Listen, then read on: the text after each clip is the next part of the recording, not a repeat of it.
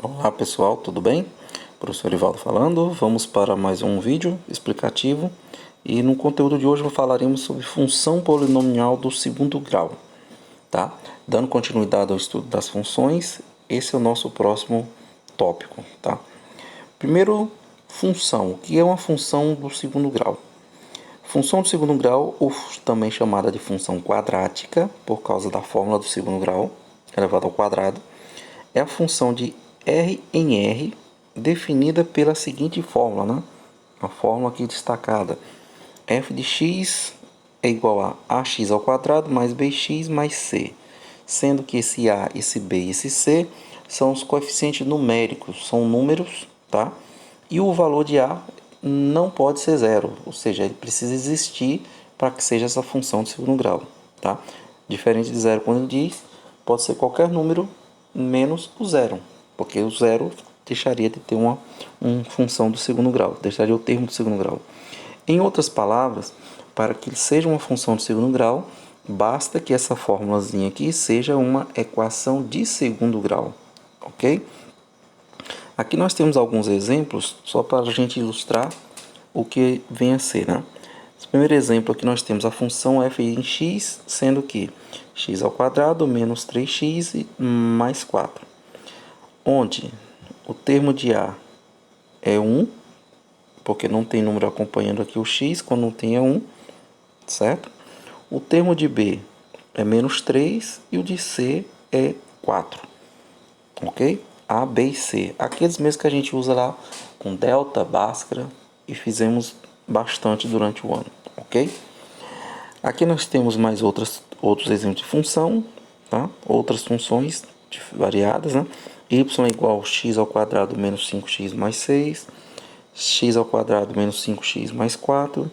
Nós temos essas outras aqui, ó, mais abaixo, com letras diferentes, né? Com a letra diferente, letra T. Lembrando que a letra pode ser qualquer letra do nosso alfabeto, tá? Então, nós temos em menos 3 quartos de T ao quadrado, onde A, neste caso, é o menos 3 quartos, e o B, nesse caso, é o 6, que está aí com T. E o termo nosso de C, que não aparece, nesse caso, ele é 0, né? Lembrando que aqui a gente vai usar basicamente as mesmas regras de equação de segundo grau, tá? Basicamente não, todas elas que forem necessárias serão utilizadas aqui, tá bom? Zero da função quadrática. A gente viu na função do primeiro grau que o zero da função é a gente resolver na equação de primeiro grau, calcula o valor do x. Para calcular o zero da função do segundo grau ou função quadrática, a gente precisa calcular o valor de x1 e x2. E aí vai voltar o nosso velho e conhecido delta de Bhaskara, né? O mais famoso deles. Então nós temos o famoso delta e nós temos o nosso Bhaskara também aqui estipulado. Então a gente calcula x1 e calcula x2 e chegamos ao zero da função, tá? Aqui só para colocar um exemplo de determina o zero da função reais a seguir. Nós temos a função aqui dada pela equação segundo grau x ao quadrado menos 3x mais 2. Primeiro a gente transforma ela, faz virar uma equação igualando a zero. Depois resolve essa equação, aqui calculando o delta. Chegamos a delta igual b ao quadrado, que é 3 negativo ao quadrado, menos 4 vezes 1 vezes c, que é 2. Delta igual a 9 menos 8. Portanto, delta igual a 1, como está ali na questão, tá? Delta igual a 1. Feito isso, coloca em Bhaskara, né? Tira a raiz quadrada de 1, que é 1, e faz 3 mais 1, que é igual a 4, dividido por 2 deu 2. 3 menos 1 é igual a 2, dividido por 2 deu 2, deu 1. E aí nós tivemos o que? O x1 e o x2 aqui para a questão. x1 é igual a 2, x2 é igual a 1. Esses são os zeros ou raízes da função, tá? Nós teremos mais explicação sobre isso em outro momento, tá?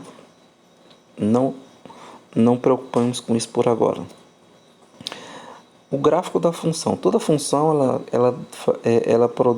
ela tem como parte da sua problemática, você também poder colocar em um gráfico, né? A gente viu que o gráfico da função do primeiro grau, ele vai ser sempre uma reta, né? Uma reta, seja crescente ou uma reta decrescente, né? Decrescente. A gente viu isso nas aulas anteriores. Já a função do segundo grau diz o seguinte: o gráfico de uma função quadrática é uma curva denominada de parábola. Parábola. Então, o gráfico de uma função de segundo grau é sempre uma parábola, tá? E a gente vai entender exatamente o que é essa parábola. A parábola, na verdade, é esse desenho que pode ser representado assim ou assim, tá? Dessas duas maneiras. Falaremos mais disso. Se o que determina exatamente essa parábola é o termo de A, o valor que está em A, ele vai determinar se a parábola tem concavidade para cima ou concavidade para baixo. O que é concavidade? A abertura da parábola. Esse espaço aqui entre uma perna da parábola e a outra perna da parábola. Então, essa distância aqui entre elas aqui é o que a gente chama de concavidade. Essa concavidade ela pode estar voltada para cima, assim, tá?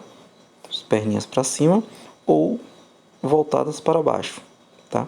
Concavidade para cima, concavidade para baixo é a nossa parábola em si, ok? E aí, qual é a regra que nós temos? Deixa aqui nessa parte aqui, ó. Se o valor de A for positivo, ou seja, A maior que zero, concavidade sempre para cima. Se ele for negativo, concavidade para baixo. Então, A positivo, concavidade para cima. A negativo, concavidade para baixo. Vejamos nesses exemplos que nós temos aqui, ó. O valor de A aqui é x ao quadrado, 1. 1 é positivo, então, ao fazer esse gráfico aqui, ele vai ser voltado para cima. Claro que depois a gente só localiza os pontos exatos para onde ele vai estar no plano cartesiano. Mas já a gente sabe que o desenho vai ser desse jeito, voltado para cima com concavidade. Na letra B, nós temos menos x ao quadrado. Como ele menos 1, tá? Menos 1, então nesse caso nós teremos concavidade voltada para baixo. Letra C. Eu tenho 3x. O valor de A é 3. Esse 3 é positivo, concavidade para cima. O valor na outra função, o valor de A é 2. Lembrando que o valor de A é sempre aquele que está com x ao quadrado, né? Positivo, concavidade para cima.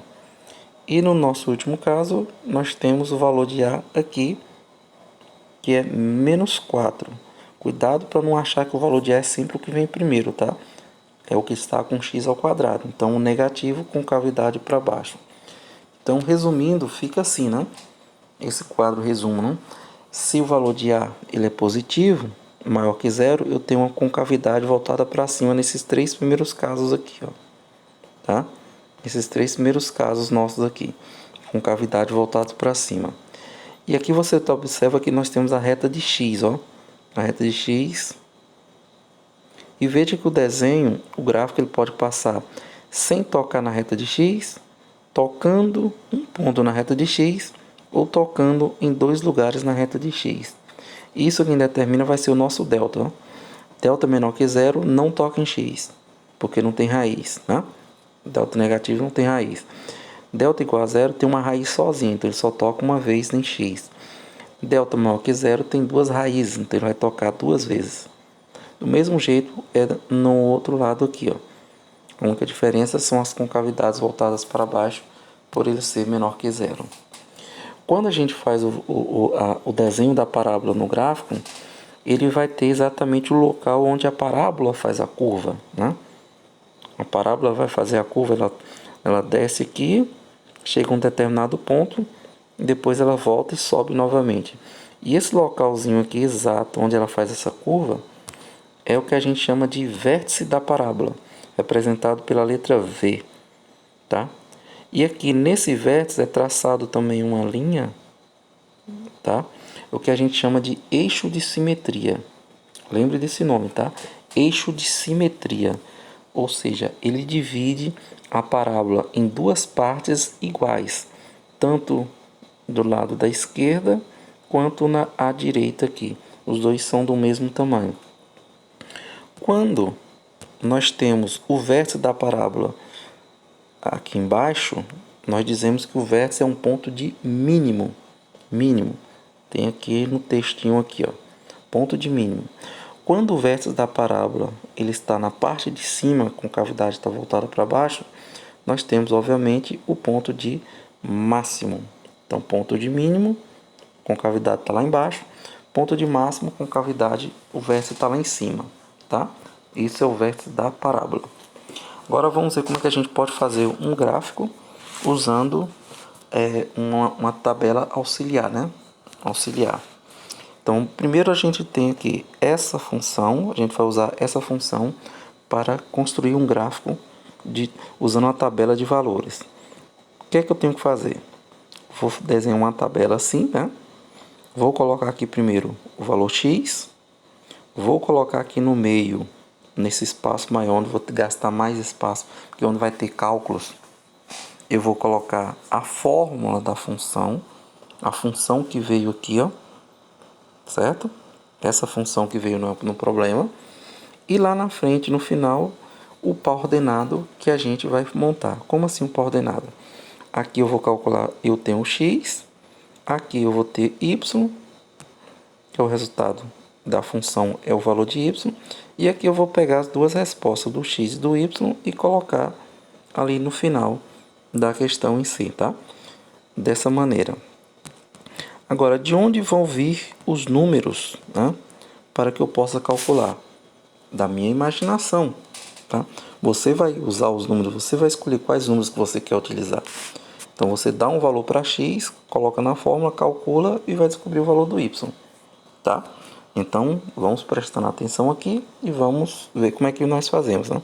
Eu vou colocar aqui para x os valores 0, 1, 2 e 3. Pronto, uma ordem em si, tá? Se eu quiser, eu posso usar número negativo, menos 1, menos 2, menos 3. Fica ao seu critério. Números maiores, 10, 11, 12, 13. Como eu disse, você vai escolher os números que você quer utilizar, ok? Bom, lá nas atividades vão ter algumas questões pedindo para você verificar se tal número substituir nas fórmulas. Você vai fazer essa mesma coisa, tá? Só não vai precisar fazer o gráfico. Se não me falha a memória, na página 120 da atividade, você vai apenas substituir os números que forem dados no lugar das letras e fazer esse mesmo procedimento aqui, tá certo? Lá na atividade da página 120. Não precisa você fazer a tabela, só copiar os cálculos lá no caderno mesmo, sem problema algum. Então vamos lá. Aqui eu não preciso colocar o y, né? A gente já vai direto, só na primeira linha, na primeira parte, a gente coloca aqui, né? E o restante a gente já vai resolvendo. Primeiro eu tenho que colocar o menos, aquele menos que ele é da fórmula, tá? Então já posso fazer aqui diretão, menos o 0 no lugar do x, e ele está elevado ao quadrado, mais 2 vezes x, que nesse caso é 0. Vou colocar aqui uma seta, portanto, aí resolve agora aqui o quadrado, 0 ao quadrado é 0, mais 2 vezes 0 aqui é 0, não é 2, tá? E, portanto, 0 mais 0, nós temos o valor igual a 0 calculado aqui, ok? A parte do par ordenado lá no final eu vou deixar para fazer depois, tá? Mesma coisa eu vou fazer com os outros aqui, ó. Menos 1 ao quadrado. Lembrando que esse menos, ele é da fórmula, então ele tem que estar em todas. 1 ao quadrado mais 2, que também é dessa fórmula, tem que estar em todas, vezes 1. Portanto, menos, esse menos aqui não eleva ao quadrado, então ele não muda, vai ficar negativo também. 1 ao quadrado é 1, mais 2 vezes 1 aqui dá 2. E por último, menos 1 mais 2 é igual a 1 positivo, mais 1. Eu posso colocar o sinal de mais, posso não colocar também. Seguimos. Menos 2 ao quadrado, mais 2 vezes 2, menos 2 ao quadrado é igual a 4. 2 vezes 2 também é 4. E aqui nós temos menos 4 mais 4 igual a 0. Próximo, 3 ao quadrado, mais... Veja que é uma repetição, né? Você fez uma primeira linha, o restante só vai trocando os 1, mas o jeito de calcular é o mesmo. Outro detalhe, não memorize fórmulas, porque essas fórmulas, elas mudam. Cada função tem sua própria fórmula, então essa fórmula só serve para essa função. Se tivesse uma letra B, uma letra C, uma letra D, já é outros números, outros cálculos, enfim, tá? 2 vezes 3, aí 3 ao quadrado é 9, 2 vezes 3 é igual a 6, e finalizando aqui, menos 9 mais 6, eu tenho menos 3 de resultado. Aí agora eu vou pegar e vou montar os pares ordenados aqui na frente, né? Então, para montar o par ordenado, eu vou pegar os valores do x que eu usei aqui no início e as respostas que eu cheguei aqui no final, tá? Então, pega-se as respostas e os valores lá do início. Sempre seguindo a ordem do x primeiro e depois o y, ok?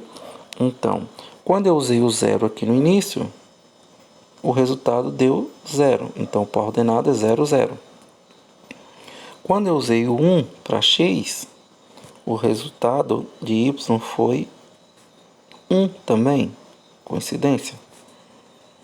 Quando eu usei o 2 para o x, o resultado do y deu 0.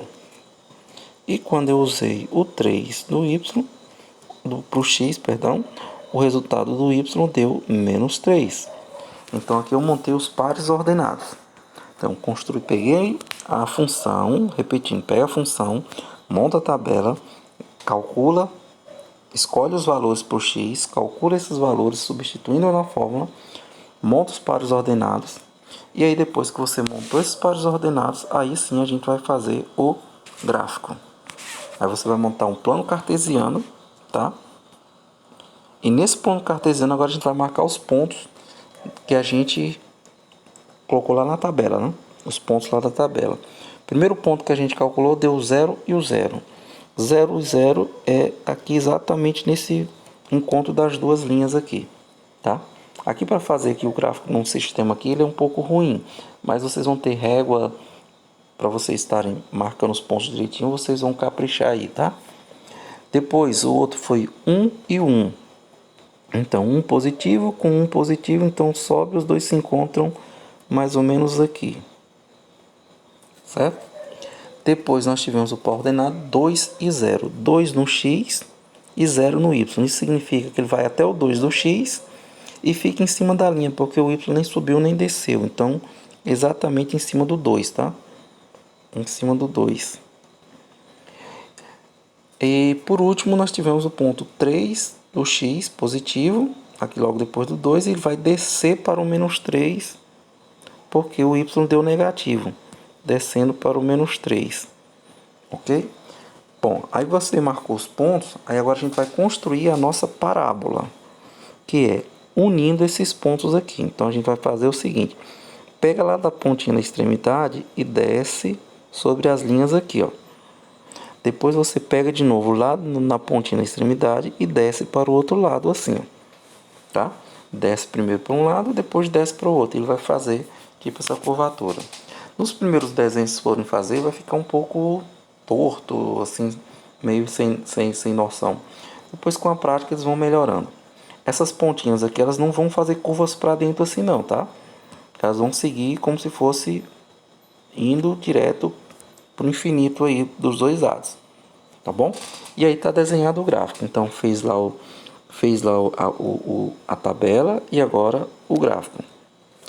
Aqui nós temos uns mapas, né, com alguns quadros resumos. Se você quiser, você pode fazer esses no seu caderno, que vai ser muito bom para você guardar depois, que são fórmulas que nós vamos utilizar em todo o conteúdo, tá? temos esse outro aqui também, e aí algum acréscimo de informação vai ajudar bastante. Então guarde esse resumo que vocês vão precisar de mais. Ok? Então por hoje é isso, tá?